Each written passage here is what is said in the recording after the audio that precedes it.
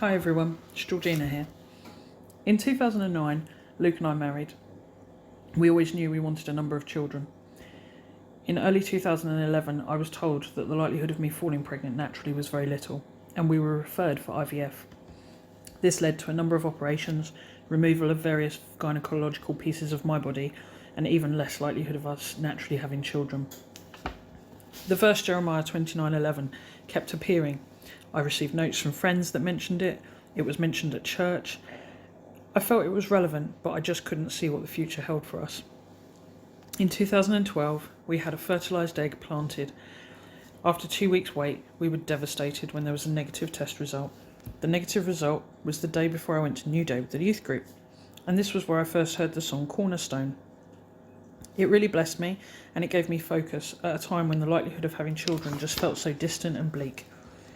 God was there in my morning, and he carried me through. Not that it was easy. When your journey isn't going the way that you think it should, it's easy to question his plan, and it's hard to trust what those plans might be in the future. We decided not to go through IVF again, instead decided to adopt. In late 2014, our application to adopt was turned down. All those feelings of doubt and questioning why God was taking us through this journey started to rise up in me again. A friend sent me Jeremiah 29:11. In the NIV it says, "For I know the plans I have for you, declares the Lord, plans to prosper you and not to harm you, plans to give you a hope and a future." Cornerstone seemed to be sung every week at church, and whenever I played my playlist, it would come up often. With all the emotion of IVF and adoption, we decided to take a pause. At the wake of my grandmother's funeral in January 2016, her neighbour, a Catholic lady, told me that Grandma had often talked about us trying for a child and that I shouldn't lose sight of God's plan, not to harm us but to give us hope and a future. That verse from Jeremiah again.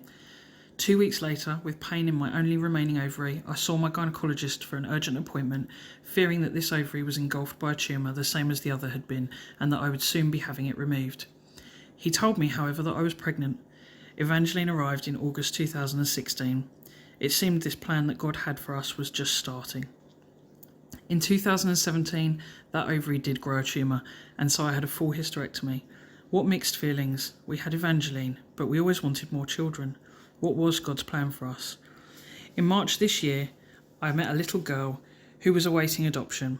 I was spurred on, and we agreed between us to apply for adoption again. When cookies arrived in a box with Jeremiah 29:11 written on the side of it, I knew we were on the right journey. I received a written card from a colleague at work who didn't know any of our life journey. This also had Jeremiah 29 verse 11 written in it.